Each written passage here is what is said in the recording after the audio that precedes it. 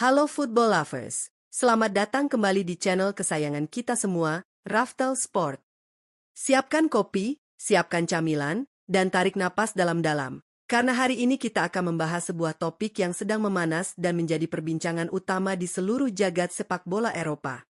Ya, kita sedang membicarakan Giornata Pamungkas, pekan ke-38 Liga Italia Serie A musim 2025-2026. Musim ini benar-benar menyajikan naskah drama yang melampaui film thriller Hollywood manapun. Ketegangan, intrik, air mata, dan euforia berbaur menjadi satu. Di saat kompetisi liga-liga top Eropa lainnya mungkin sudah mulai membosankan karena rajanya sudah ketahuan sejak berminggu-minggu lalu, Serie A justru menyimpan ledakan terbesarnya di detik-detik terakhir.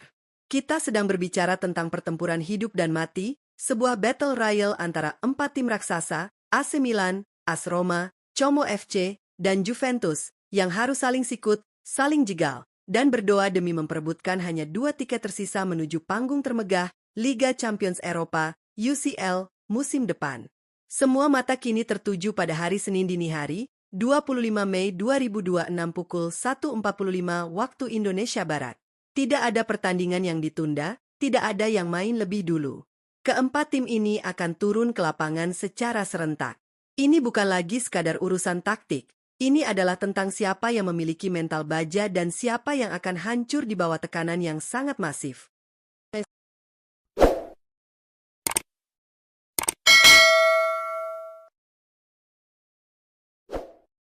Sebelum kita masuk ke arena gladiator, untuk membedah peluang keempat tim yang sedang berdarah-darah ini, mari kita berikan penghormatan setinggi-tingginya kepada 2 tim yang sudah bisa tidur nyenyak. Ya, 2 tiket pertama Liga Champions sudah aman terkunci dan masuk ke dalam koper Inter Milan dan Napoli.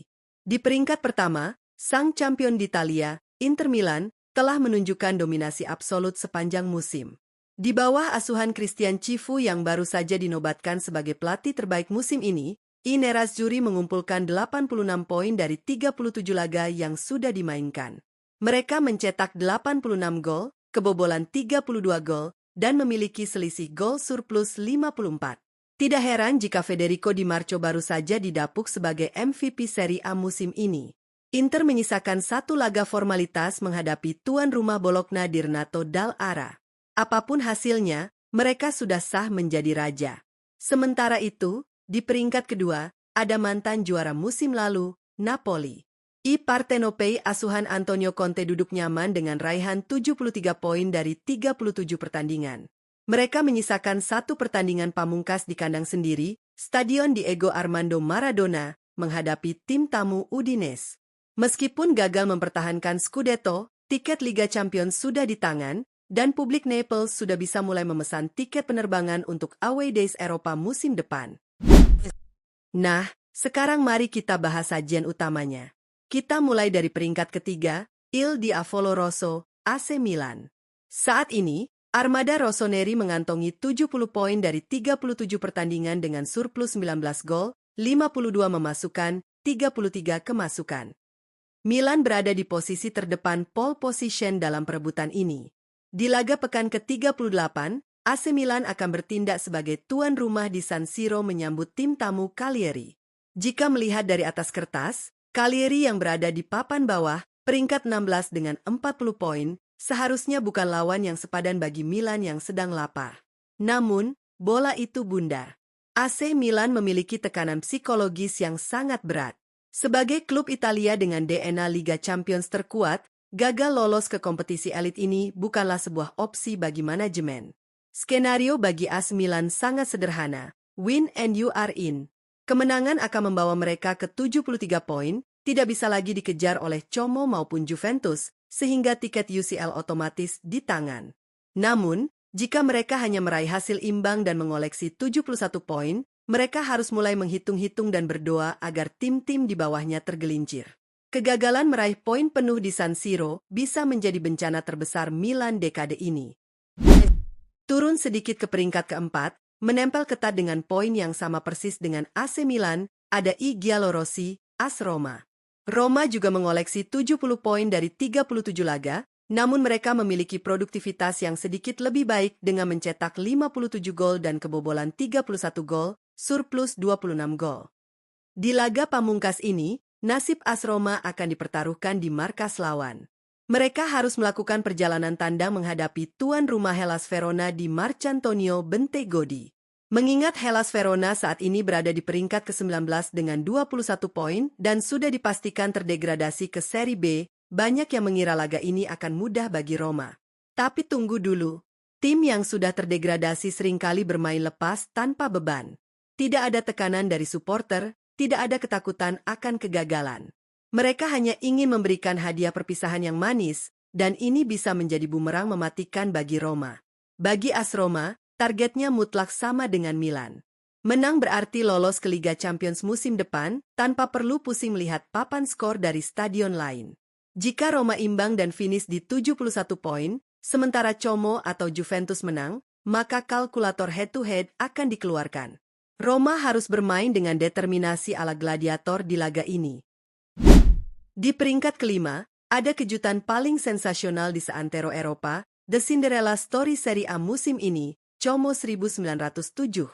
Bayangkan, tim yang musim lalu baru saja promosi, kini berada di ambang sejarah masuk ke Liga Champions. Di bawah asuhan CSC Fabregas, I Lariani mengoleksi 68 poin dari 37 laga. Dan yang lebih gila lagi, Como adalah salah satu tim paling menghibur di Liga dengan torehan 61 gol. Di pekan ke-38, Como harus bertandang ke markas tim peringkat 18, Cremonese. Cremonese yang memiliki 34 poin juga sudah dipastikan terdegradasi. Ini adalah pertarungan yang wajib dimenangkan oleh Como.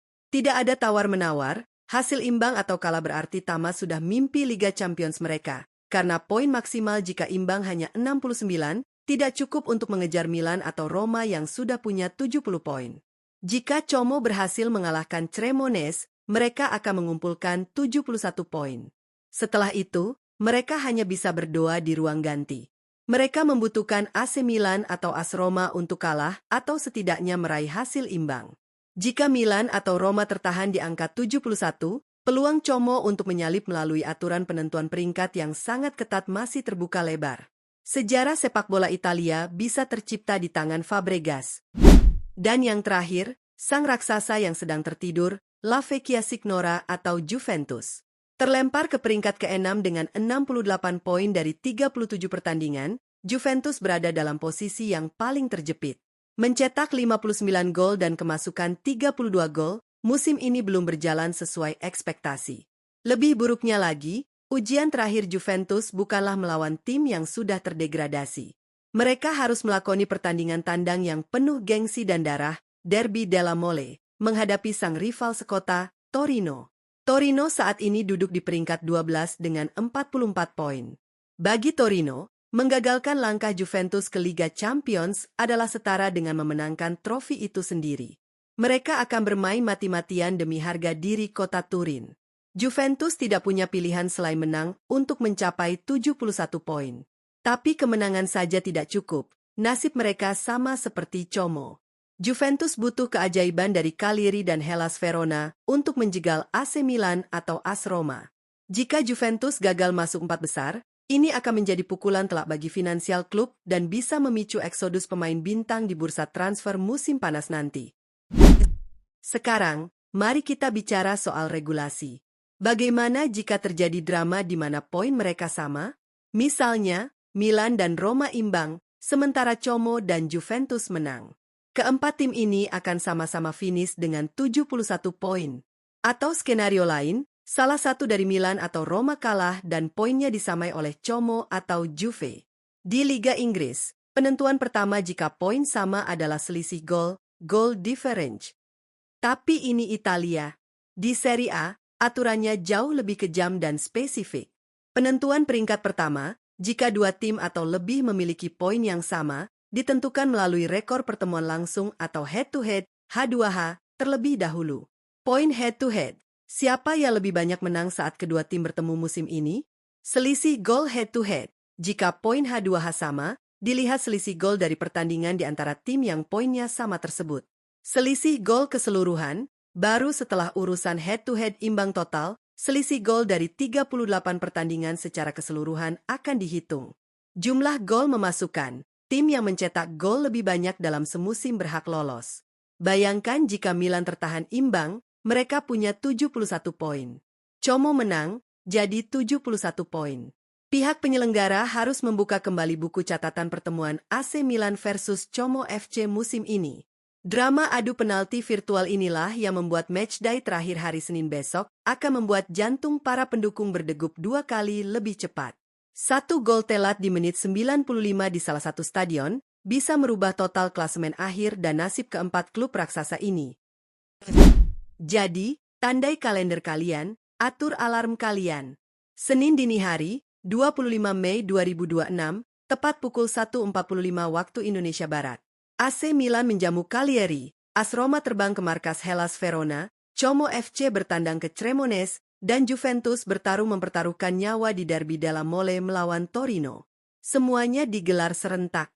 Menurut kalian, dua tim mana yang akan menangis bahagia, dan dua tim mana yang akan gigit jari menangisi nasib ke Liga Eropa?